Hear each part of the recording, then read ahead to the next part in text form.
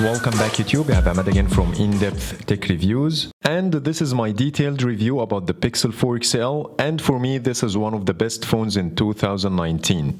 So it might sound weird to you with all these negative reviews about the device, but if you want to know why I'm saying this, please watch till the end. But before getting started, let's make sure you subscribe and hit the bell icon to get notified every time I post a new video. So let's jump in. Let's start with the design. The first thing I noticed, the Pixel 4 XL is taller and slimmer than the Pixel 3 XL of last year, so it feels more comfortable to hold and easier to reach the edge of the screen. It weighs only 193 grams, which is gonna give you the feeling of holding a premium device, but at the same time it's not too heavy like the iPhone 11 Pro Max with 226 grams that adds too much pressure on your fingers if you used it for a long time. And I decided to get the just black Pixel 4 XL because I love black phones and I don't care if it's matte or glossy finish because I'm gonna either use a skin or just put a case anyways. When it comes to the buttons, they are wider, which make them easier to press compared to the narrow ones used in the Pixel 2 and 3 models, and this new accent color power button in the black version is also welcomed by me. The buttons also feel solid and clicky.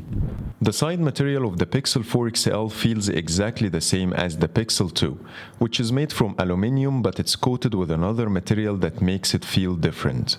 So you might like the feel of the actual metal more, but I don't see that as an issue because the phone still feels premium in hand. And the relatively big forehead that a lot of people complained about and compared the Pixel 4 front design to phones like the Note 10 and the S10 Plus with bezel-less displays, ignoring the fact that the Pixel 4 is the only Android that has a real face unlock that you can rely on. And a new gesture-based navigation called Motion Sense that I'm gonna talk about later in this video. Also keep in mind that the only phone that has secure face unlock other than the Pixel 4 is the iPhone, and it has an ugly notch that looks bad when you watch videos. However, iPhones are selling really well, so do you think that the Pixel 4 forehead will be something to make you change your mind? Absolutely not. The Pixel 4 XL still has the squeeze feature that makes it easy to trigger your Google Assistant. And finally, the square camera module that I didn't really like how it looks, but in the black variant it looks better to me than the white and orange. However, it depends on your personal preference if you like it or not, but overall I loved the Pixel 4 design. I feel absolutely fine with it. It feels premium, comfortable to hold, squeezable, without a notch, and has solid hardware buttons. Now let's talk about the display. It's 19:9 aspect ratio, which is taller than the Pixel 3 XL display that has 18.5:9 aspect ratio. And the resolution is also higher. It's 1440 by 3040 versus 1440 by 2960 in the Pixel 3 XL. Both are using Gorilla Glass 5, but I expected to see stronger glass in the Pixel 4, which is not the case this year. However, this display has 90Hz capability that makes scrolling really smooth. And it's not something you will find in flagship phones from Apple or Samsung in 2019, so Google took a step ahead in the competition here. And we heard a lot of complaints about how Google triggers the 90Hz smooth display. However, you can force it to run all the time on 90Hz under developer settings, and I didn't see any dramatic impact on the battery when I did that, which I'm gonna talk about later in this video.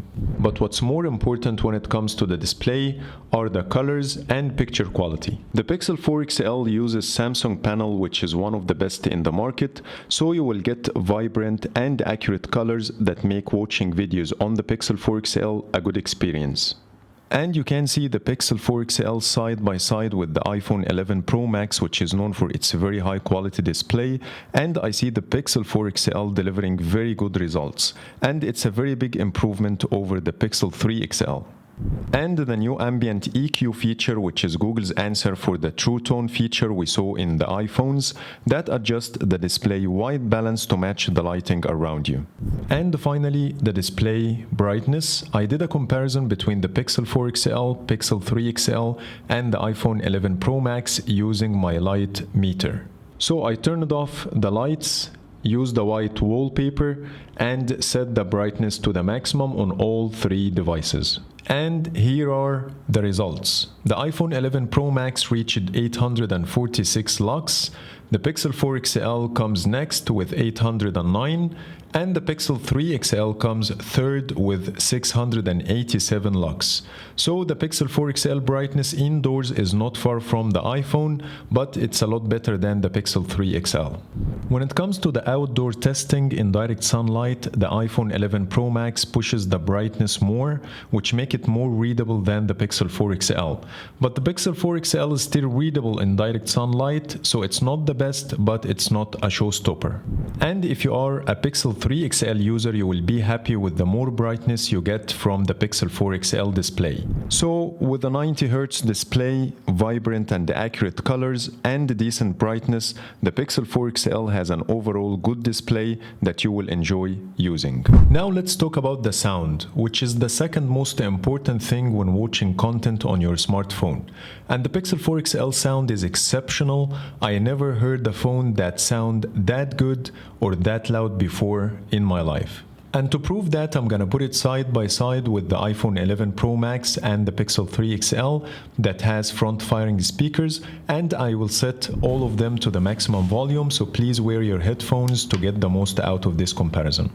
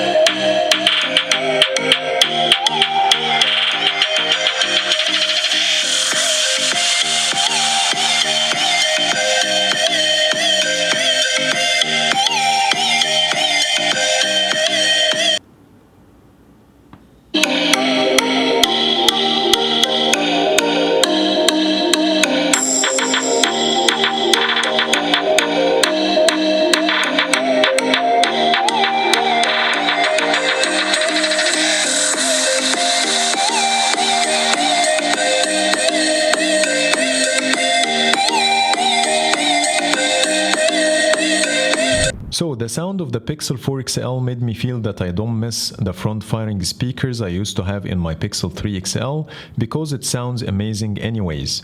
It also sounds louder and better than the iPhone 11 Pro Max, so when it comes to the sound, you will have zero complaints and you will be even impressed with the quality.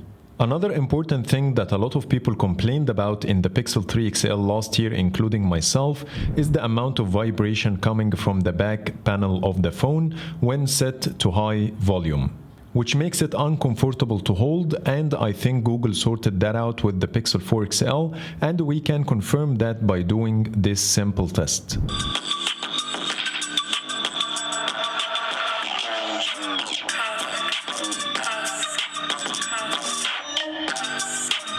Next, the battery.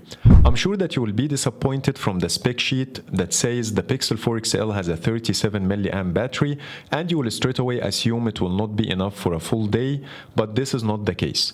I tested the Pixel 4 XL with the 90Hz display forced all the time, brightness between 60% to 85%, watching 4K 60 FPS videos on YouTube, and playing games on maximum volume, surfing the web and taking notes, and I got 6 hours and 22 minutes of screen on time and still has 8% left in my battery. So if anyone said that the Pixel 4 has a poor battery life, I think he or she didn't do any testing before saying that.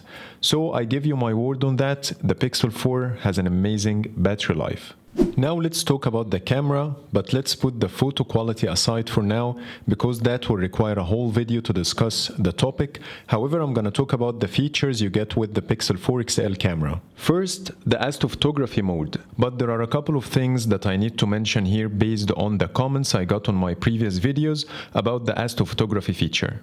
The first thing I have to say is yes, you can capture the stars using older phones or DSLRs if you know how to use the manual mode and editing softwares. However, a lot of people out there don't know what is the ISO, exposure, or aperture means, because they are normal consumers that want to capture a good image without going into details. And even if you know how to use the manual mode, it will require extra time and effort from you to achieve the same results of the Pixel 4 image. And secondly, the star trail. Keep in mind that the Pixel 4 takes the image in up to 4 minutes, so if you try to do the same using normal camera, you will get star trail in your image.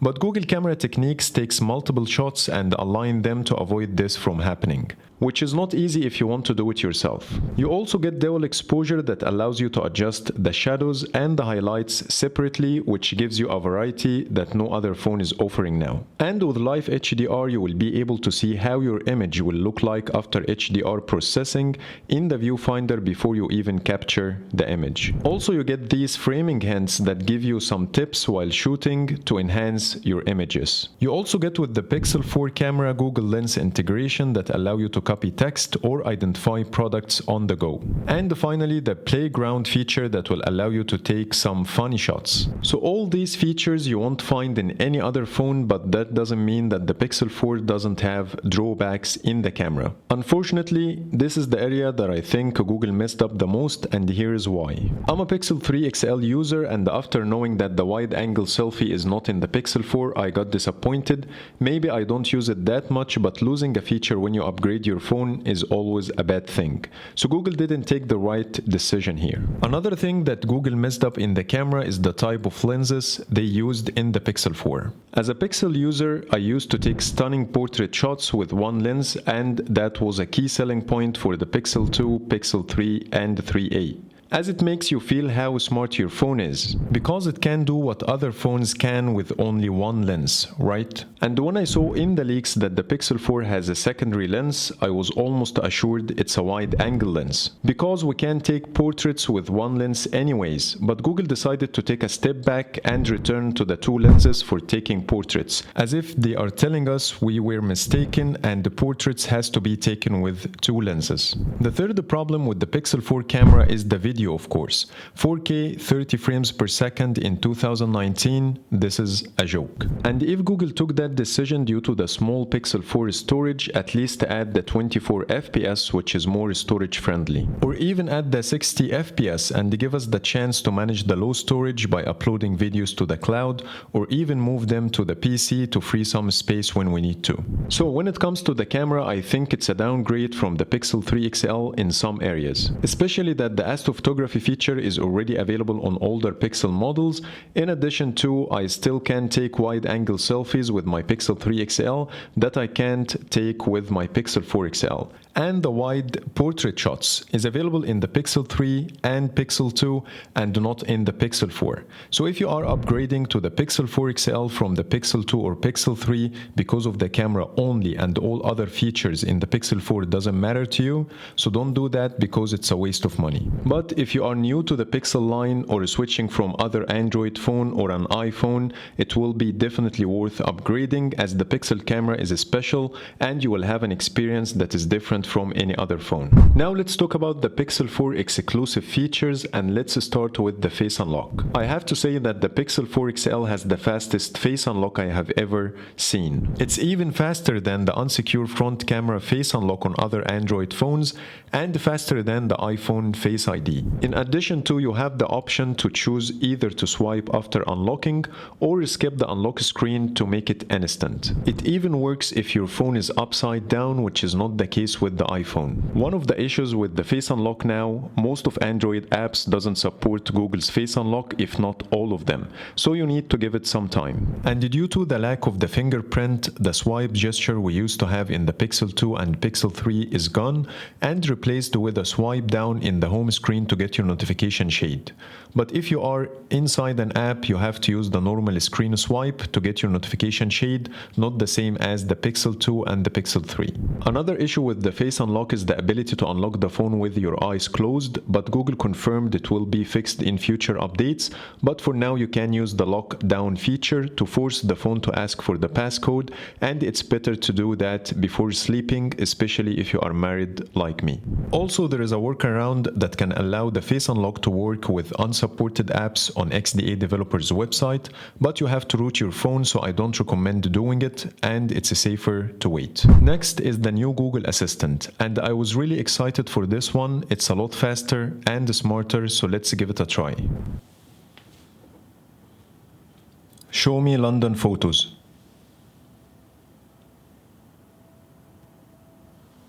The ones with buses.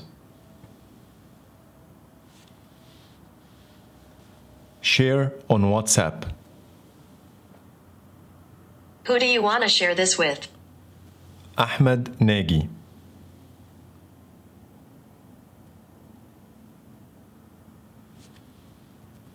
If you checked my previous comparison between Siri and the Google Assistant, you will be excited to see another comparison between the new Google Assistant and Siri, so stay tuned for that. Now let's talk about motion sense. Is it something helpful or a gimmick? The short answer is it's helpful, but it can be a lot better. And that's what Google promised. They will keep enhancing the functionality in future updates, and I have high hopes for the feature. When I got used to motion sense for 2 days, I started to feel I'm missing something when I revert back to my Pixel 3 XL. For example, the reach to check feature is a lot easier than double tapping the screen to check the time, date, or weather. When I woke up for the first time on my Pixel 4 XL alarm and my hand approached the phone, it lowered the alarm volume, which is a nice touch. Also, snoozing alarms and silencing phone calls with an air gesture is very helpful if you have dirty hands. And the third option is to skip tracks, and I had mixed feelings about it at the beginning, but after using the phone for some time, I started to figure out what are the scenarios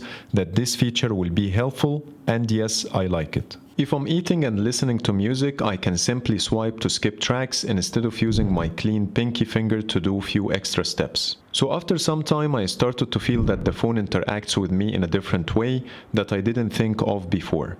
But I'm hoping for more, like scrolling, change volume, play and pause songs, cancel phone calls, not only silencing them. So we will wait and see what Google will offer in the future.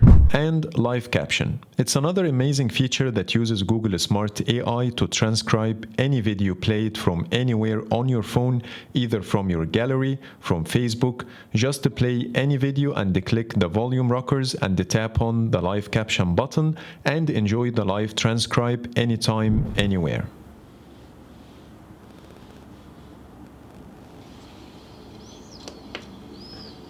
So, video comparison between the Pixel 3 XL, the Galaxy S10 Plus, and the Canon 200D.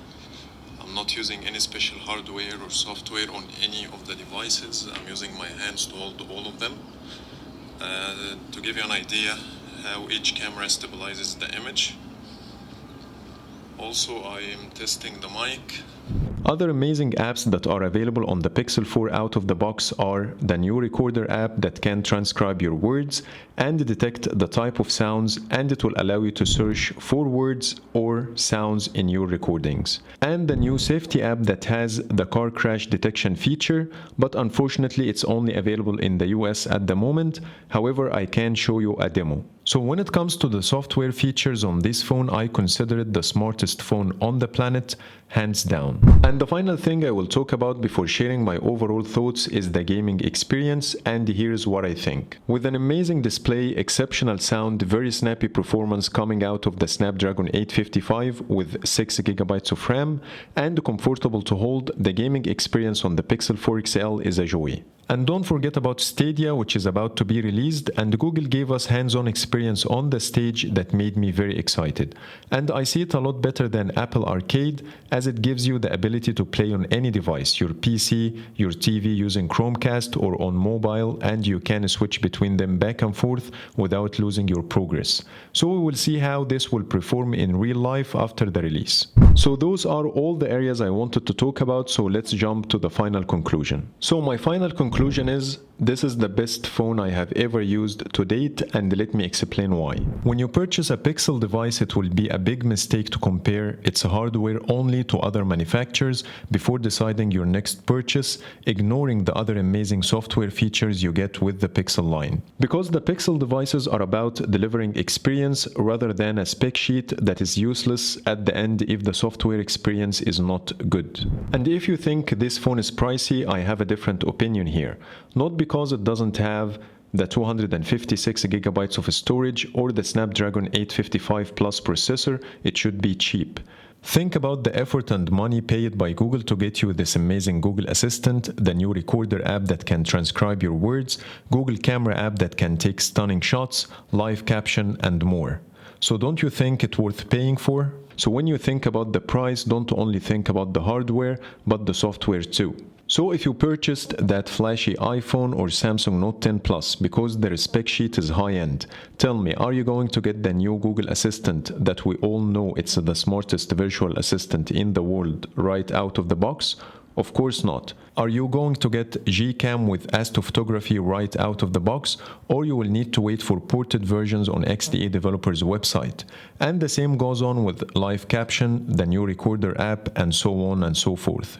So please tell me, what do you think in the comments? And even in the hardware, they added cool stuff that other Android manufacturers don't have, like motion sense and face unlock, in addition to the 90Hz display that you can rarely find in smartphones. Yes, I have to admit that Google messed up with the camera, but still it can take amazing shots, and they have done a lot of things that make the Pixel 4 XL a very successful purchase, in my opinion. So that's pretty much it for today. I hope you liked my video, and if you do, please hit the thumbs up and subscribe for more videos. Thank you for watching.